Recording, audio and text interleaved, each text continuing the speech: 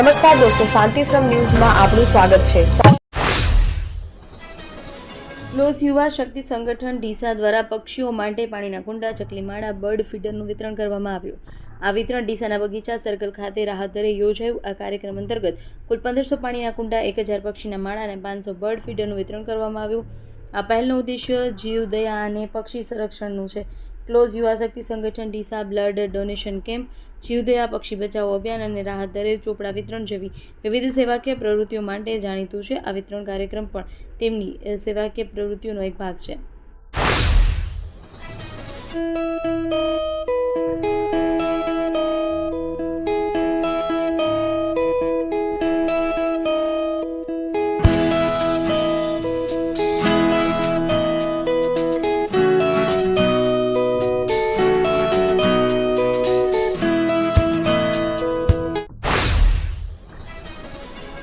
ભાભર શહેરમાં Fortune hotel પાસે યોજાયેલ ભાજપની બેઠકમાં કોંગ્રેસના 100થી વધુ કાર્યકરો ભાજપમાં જોડાયા હતા।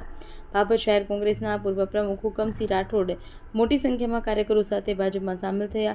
કોંગ્રેસના નેતાઓની નારાજ કાર્યકરોએ કોંગ્રેસ સાથે જોડી ભાજપનો ખેસ ધારણ કર્યો। મંત્રી સ્વરૂપજી ઠાકોર અને વાવથરા જિલ્લા ભાજપ પ્રમુખ ડોક્ટર નરેશભાઈ ઠાકોર, મહામંત્રી ઉમેદદાન ગઢવીએ કોંગ્રેસના કાર્યકરોને ભાજપનો ખેસ પહેરાવી પક્ષમાં આવકાર્યા હતા। દાંતીવાડા તાલુકાના સાતરવાડા ખાતે જિલ્લા ભાજપ પ્રમુખ કીર્તિસિંહ વાઘેલાની અધ્યક્ષતામાં કાર્યકર્તાઓ સાથે મહત્વપૂર્ણ સંવાદ કાર્યક્રમ યોજાયો। આ કાર્યક્રમ સ્વરાજની આગામી ચૂંટણીઓને ધ્યાને રાખી આયોજિત કરાયો, જેમાં મોટી સંખ્યામાં કાર્યકર્તાઓ ઉપસ્થિત રહ્યા। વાવથરા જિલ્લા માવસરી ગામે જિલ્લા પોલીસ વડાના અધ્યક્ષસ્થાને લોકસંવાદ કાર્યક્રમ યોજાયો। વાર્ષિક નિરીક્ષણના ભાગરૂપે આયોજિત આ કાર્યક્રમમાં પોલીસ અધિકારીઓએ ગ્રામજનો સાથે ખુલ્લી ચર્ચા કરી હતી અને પોલીસ જનતા સહકારથી સમસ્યા ઉકેલવા અપીલ કરી હતી। બનાસકાંઠાના દાંતીવાડા જળાશયમાંથી 20 ગામોના કુલ 41 તળાવો પાણીથી ભરવા માટે સર્વે એજન્સીની નિમણૂક અને પ્રાથમિક મંજૂરી આપવામાં આવી। આ નિર્ણય દાંતીવાડા તાલુકામાં પાણી સંચય માટે એક મહત્વપૂર્ણ પગલું છે। યોજનાથી દાંતીવાડા તાલુકાના અનેક ગામોમાં પાણીની ઉપલબ્ધિ વધશે, તેનાથી ખેડૂતો અને પશુપાલકોને સિંચાઈ અને પશુધન માટે પાણીની સુવિધા મળશે। યોજનામાં સામેલ પામેલા ગામોમાં દાંતીવાડા, મારવાડા, માળીવાસ, વડસર, ફતેપુરા, રતનપુરા, રાણોલ, ધાનેરી, વેડાવાસ, ઓઢવા, હરિયાવાડા, શેરગઢ, જેગોલ, ગોગુંદ્રા, ભાડલીજા, જાદ, ભીલાચળ, ગાંગુવાડા, રાજકોટ અને આકોલીનો સમાવેશ થાય છે। બનાસકાંઠા જિલ્લા થરા ખાતે જાગીરદાર દરબાર સમાજ દ્વારા આયોજિત ડે ક્રિકેટ ટુર્નામેન્ટનું ઉદ્ઘાટન દેવ દરબાર જાગીર મઠના મહંત બળદેવનાથ બાપુના હસ્તે કરવામાં આવ્યું। તેમણે રિબિન કાપી ટુર્નામેન્ટનો પ્રારંભ કરાવ્યો। ટુર્નામેન્ટનું આયોજન ઓગળ તાલુકાના થરા ખાતે યુવાનોમાં રમતગમત પ્રત્યે ઉત્સાહ વધારવાના હેતુથી કરવામાં આવ્યું। કાંકરેજ અને ઓગળ તાલુકાના આગેવાનો યુવાનો દ્વારા આયોજનમાં વિવિધ દાતાઓ પાસેથી યોગદાન એકત્રિત કરવામાં આવ્યું હતું।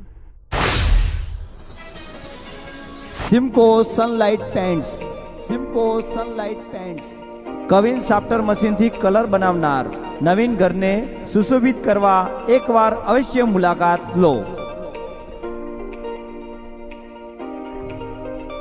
Simco sunlight paints, Simco sunlight paints. યાત્રાધામ અંબાજી ખાતે ગણગોર મહોત્સવની ઉત્સાહભેર ઉજવણી કરવામાં આવી। રાજસ્થાન અને ગુજરાતમાં સરહદી વિસ્તારોમાં વિશેષ મહત્વ ધરાવતું આ પર્વ ચૈત્ર માસના શુક્લ પક્ષની ત્રીજના રોજ શ્રદ્ધાપૂર્વક મનાવવામાં આવે છે। શિવ પાર્વતીની આરાધનાના આ પર્વ નિમિત્તે અંબાજીના માર્ગો પર ભક્તિમય માહોલ જોવા મળ્યો।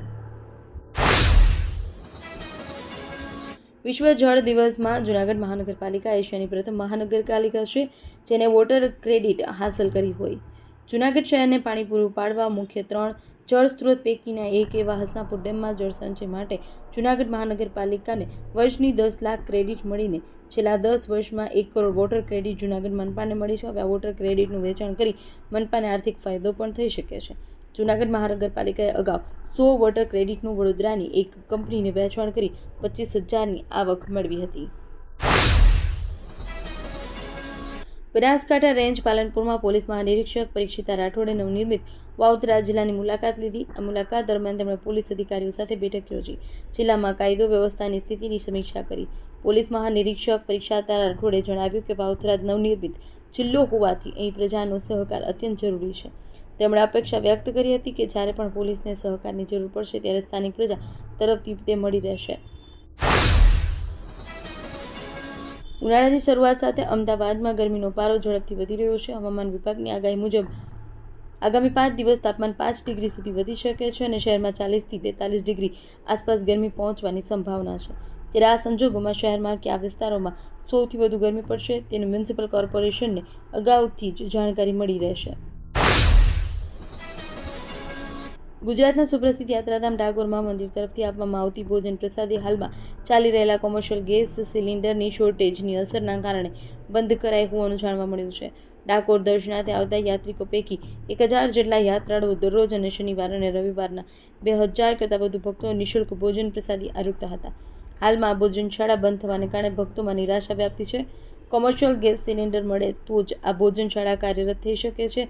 જોકે વહીવટદારો દ્વારા પ્રયાસ કરવામાં આવી રહ્યા છે કે શક્ય તેટલી વહેલી તકે ગેસ ઉપલબ્ધ થાય અને ભોજનશાળા ફરી શરૂ થાય.